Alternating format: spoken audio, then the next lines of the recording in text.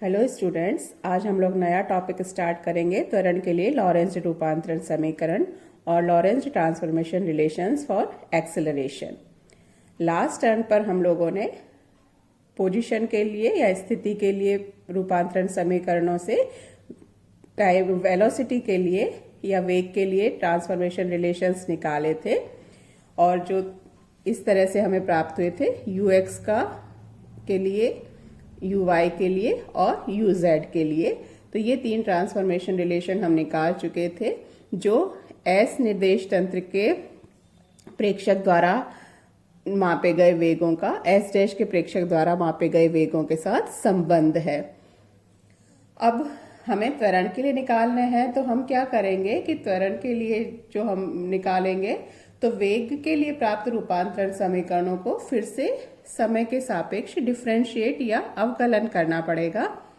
तो ये जो रूपांतरण समीकरण है ये s और s डैश निर्देश तंत्र के लिए वेगों के लिए है और यहाँ हम ये मानकर चल रहे हैं कि s निर्देश तंत्र के सापेक्ष s डैश निर्देश तंत्र एक समान वेग v से x दिशा में गति कर रहा है। तो ये s में वेग के घटक हैं ux, uy और uz और s डैश में वेग के घटक हैं ux डैश, uy डैश और uz डैश, जिनको इस तरह से हम पहले डिफाइन कर चुके हैं। और क्योंकि त्वरण a है वो वेग में परिवर्तन की दर के बराबर होता है या a is equal to du/dt, तो s निर्देश तंत्र में त्वरण के घटक हो जाएंगे ax जो dux/dt के बराबर होगा, y दिशा में त्वरण का घटक ay duy/dt और z दिशा में त्वरण का घटक az वो duz/dt के बराबर होगा।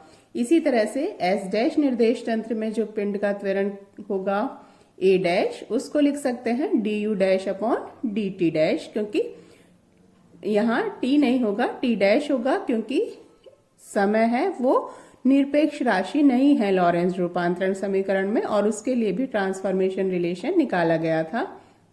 तो a डैश है वो du'/dt डैश के बराबर होगा और घटक होंगे ax dash dux'/dt dash, y दिशा में ay dash equals to duy'/dt dash और az डैश duz'/dt डैश के बराबर होगा।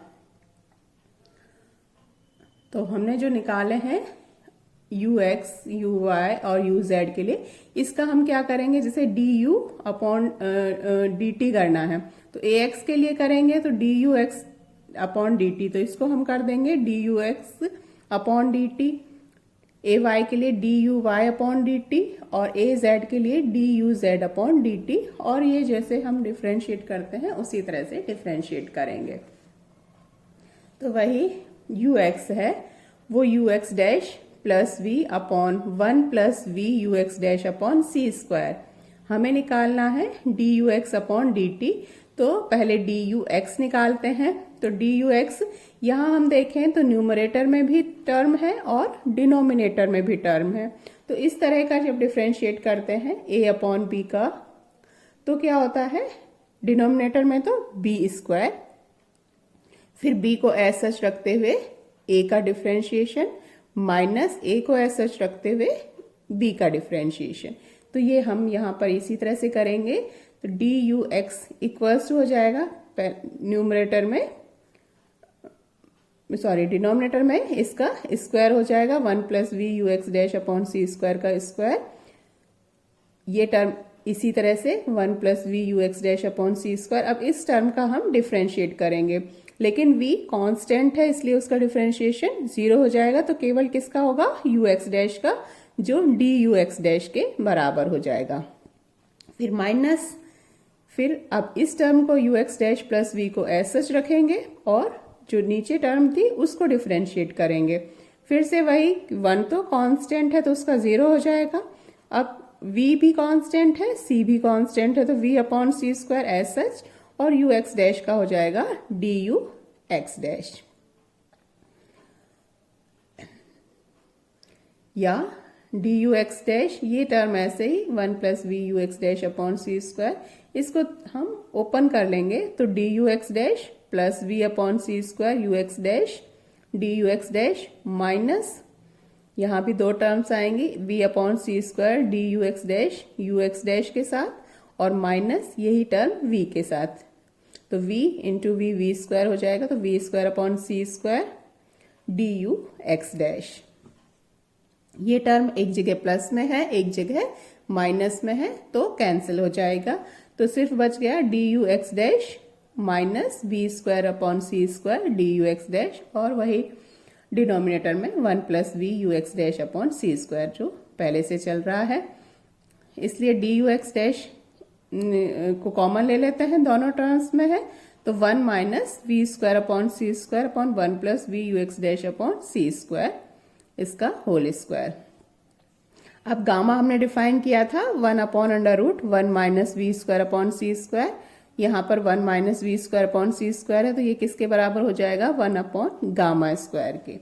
तो ये d you x dash upon gamma square 1 plus we you x dash upon C square. तो डी यू एक्स के लिए हमें रिलेशन मिल गया d you x dash upon gamma square 1 plus we you x dash upon C square. इसको हमने numbering कर दी है। अब डी यू एक्स के लिए मिल गया, इसी तरह से हमें डी यू वाई और डी यू जेड के लिए भी निकालना है। तो वही उसी तरह से करेंगे। तो यू वाई के लिए रिलेशन लिखा जो है u Y dash upon gamma 1 plus we you x dash upon C square. तो यू वाई का डिफ्रेंशिएशन करेंगे d you y equals to gamma constant है 1 upon under root 1 minus v square upon सी square और v constant होने से gamma भी constant हो गया। तो 1 अपॉन गामा को हम ऐसे सच बाहर रख लेते हैं। फिर से उसी तरीके से न्यूमरेटर और डिनोमिनेटर दोनों है तो डिनोमिनेटर का स्क्वायर हो जाएगा 1 plus we you x dash upon C square का स्क्वायर। इस टर्म को ऐसे सच रखते हुए जो डिनोमिनेटर में थी 1 plus we you x dash upon C square you Y dash का करेंगे तो D you Y dash minus अब यू वाई डैश को ऐसे सच रखते हुए डिनोमिनेटर में जो टर्म थी उसका स्क्वायर करेंगे, उसका डिफ्रेंशिएशन करेंगे। 1 कांस्टेंट है v अपॉन सी स्क्वायर भी कांस्टेंट है तो यू एक्स डैश का हो जाएगा डी यू एक्स डैश। तो minus U Y dash V upon C square D you x dash. फिर से ओपन कर लेंगे, खोल लेंगे D you Y dash gamma और ये डिनोमिनेटर में जो टर्म है वो सच यहाँ पे लिखी हुई है, ये हो जाएगा D you Y dash U V Y dash plus we upon C square you x dash D U V Y dash minus में ये term v upon C square you Y dash D you x dash. इनको थोड़ा सा rearrange करते हुए जो D you Y dash में दो टर्म्स हैं इन दोनों को एक साथ रख लिया है तो 1 plus we upon C square you x dash D you Y dash common minus V upon C square you Y dash D you x dash और यही डिनोमिनेटर में टर्म्स जो चल रही हैं ये हमें डी यू वाई के लिए मिल गया। इसी तरह से डी यू जेड अगर उसमें ध्यान हो तो यहाँ पर सिर्फ जो रिलेशन था वो y की जगह z से रिप्लेस हो जाता है। तो यही सेम इसी तरीके का रिलेशन था कि U Z equals to U Z dash upon gamma 1 plus we you x dash upon C square. तो सेम यही रिलेशन आएगा, सिर्फ हम क्या करेंगे y की जगह z पुट कर देंगे। तो डी यू जेड भी हम इसी तरह से लिख सकते हैं D U Z dash into 1 plus we upon C square you x dash minus V upon C square you Y dash की जगह U Z dash D you x dash upon gamma 1 plus we you x dash upon C square. तो हमें तीनों relation मिल गए हैं, तीनों relation हमने निकाल लिए हैं। यू एक्स के लिए डी यू एक्स के लिए निकाल लिया, डी यू वाई के लिए निकाल लिया और डी यू जेड के लिए निकाल लिया। अब इसको टाइम के रेस्पेक्ट में डिवाइड करना था तो एक और रिलेशन जो हमें लिखना होगा वो क्या होगा टी के लिए, कि टी का जो ट्रांसफॉर्मेशन रिलेशन था समय का वो था T equals to gamma T dash plus we upon C square X dash. तो डी टी इससे भी निकालेंगे तो D T equals to gamma T dash का हो गया D T dash V upon सी स्क्वायर कॉन्स्टेंट और एक्स डैश का डी एक्स डैश। तो डी टी की वैल्यू हो गई gamma 1 plus we upon C square, D T dash हमने कॉमन ले लिया है तो डी टी डैश कॉमन ले लिया तो यहाँ ये टर्म डिवाइड हो जाएगी तो D X dash upon D T dash क्या हो जाएगा यू एक्स डैश। तो यहाँ हमने यू एक्स डैश लिख दिया है, यू एक्स डैश जो है वो D X dash upon D T dash के इक्वल है। तो इस तरह से हमने डी टी के लिए रिलेशन लिख दिया। अब ए एक्स या एक्स दिशा में त्वरण का घटक एस निर्देश तंत्र में D you X upon D T है तो डी यू एक्स की वैल्यू पुट कर दी D you x dash upon gamma square 1 plus we upon C square you x dash upon D T. तो डी टी की भी यहाँ पर वैल्यू ये इस रिलेशन से पुट कर दी है। अब इसको सॉल्व कर लेते हैं तो यहाँ पर देखें तो यही term 1 plus we upon C square you x dash के स्क्वायर में है और यहाँ पर भी ये टर्म एक बार और आ रही है तो पावर क्या हो गई क्यूब में। तो 1 plus we upon C square you x dash whole cube D you x dash upon D T dash को फिर से क्या लिख सकते हैं, अब की बार त्वरण के लिए हो गया तो ए एक्स डैश। तो D you x dash upon D T dash को मिलाकर लिख दिया ए एक्स डैश गामा स्क्वायर और एक और गामा तो गामा क्यूब। तो ए एक्स का मान हमें मिल गया A X dash upon gamma cube 1 plus we upon C square you x dash का क्यूब। इसी तरह से ए वाई होगा D you Y upon D T. फिर से इनकी वैल्यूज पुट कर दी है जो अभी हमने रिलेशन निकाले थे और उसको डी टी से डिवाइड करने के लिए ये वाला रिलेशन काम में ले लिया है। इनको सबको सॉल्व करेंगे फिर से ये टर्म्स हैं और ये टर्म है स्क्वायर में हो जाएगा ये गामा स्क्वायर, ये टर्म फिर से क्यूब में हो जाएगी और डी टी डैश को इससे डिवाइड कर देंगे तो D you Y dash upon D T dash A Y dash, ये टर्म एज सच इसमें भी minus V upon C square you Y dash as such D you x dash upon D T dash A X dash के बराबर हो जाएगा। तो ए Y है वो हमें इस तरह से मिल जाएगा। फिर से ए जेड और ए वाई में डिफरेंस यही होगा कि जहां भी वाई है उसको जेड से रिप्लेस कर देंगे। तो ए जेड के लिए भी इसी तरह से हम रिलेशन लिख सकते हैं।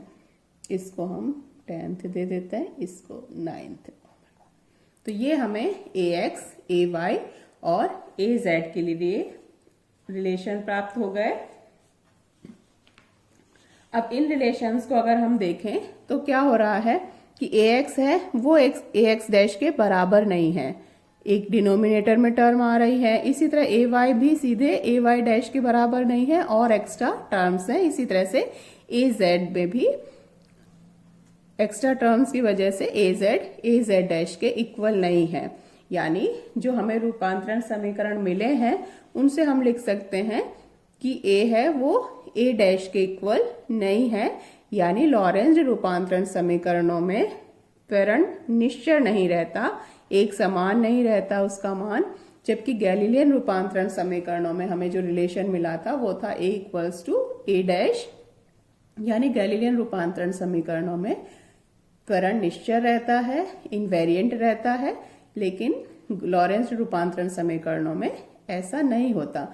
लेकिन अभी भी यदि देखें कि कोई भी एक निर्देश तंत्र इनमें से हम स्थिर मान लेते हैं कि उस पर कोई बल कार्य नहीं कर रहा है और जो पिंड है वो एक समान वेग से गतिशील है या उसका त्वरण निश्चित है, शून्य है, तो दूसरे निर्देश तंत्र में कैसा प्राप्त होगा।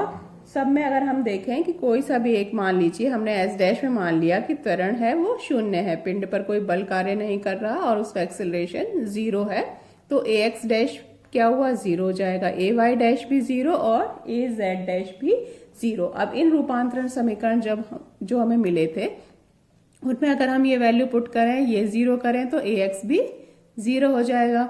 इसी तरह ए वाई डैश और ए जेड एक्स डैश आ रहा है इसमें, ये दोनों 0 है तो ए वाई भी 0 हो जाएगा। इसी तरह से ए जेड भी 0 हो जाएगा। यानी जो रूपांतरण समीकरण मिले हैं उसमें हमें अगर हमने ये मान लिया कि एक निर्देश तंत्र में बल कार्य नहीं कर रहा है और उसमें पिंड का त्वरण 0 है, तो जो दूसरे रूपांतरण समीकरणों से हम लिख सकते हैं कि उसमें भी त्वरण का मान 0 होगा या बल कार्य नहीं कर रहा है और पिंड का त्वरण 0 है। यानी एक निर्देश तंत्र यदि जड़त्वीय है तो उसके सापेक्ष एक समान वेग से गतिशील निर्देश तंत्र भी जड़त्वीय होगा। वो न्यूटन के जड़त्व के नियम का पालन करते हुए उसमें भी पिंड पर कोई बल कार्य नहीं करेगा और उसका त्वरण 0 होगा। तो ये हमें त्वरण के लिए रूपांतरण समीकरण प्राप्त हुए और इसमें यह भी सिद्ध हुआ कि गैलीलियन रूपांतरण समीकरणों की तरह लॉरेंज रूपांतरण समीकरणों में त्वरण एक्सीलरेशन है वो निश्चर नहीं रहता। इनवेरियंस ऑफ एक्सीलरेशन लॉरेंज रूपांतरण समीकरण में नहीं होती, लेकिन वो भी न्यूटन के जड़त्व के नियम का पालन करते हैं रूपांतरण समीकरण। अब अगर हमें बल के लिए निकालना होगा तो हम सीधे सीधे क्या कर सकते हैं, इन सभी टर्म्स को दोनों तरफ m से मल्टीप्लाई कर देंगे। जैसे f is equal to M A होता है तो F X M A X हो जाएगा। ये पूरी टर्म यहाँ पर m से मल्टीप्लाई कर देंगे। इसी तरह ए वाई को भी m से मल्टीप्लाई करने पर एफ वाई के लिए रिलेशन प्राप्त हो जाएगा, जो ये एफ वाई डैश हो जाएगा, यहाँ एफ एक्स डैश हो जाएगा। इसी तरह से एफ जेड के लिए तो वो हम आसानी से लिख सकते हैं। तो ये हमारा टॉपिक कंप्लीट हुआ। लॉरेंज रूपांतरण समीकरण त्वरण के लिए हमने प्राप्त किए और सिद्ध किया कि लॉरेंज रूपांतरण समीकरणों में त्वरण निश्चल नहीं रहता। इससे नेक्स्ट टॉपिक हम अगले लेक्चर में करेंगे।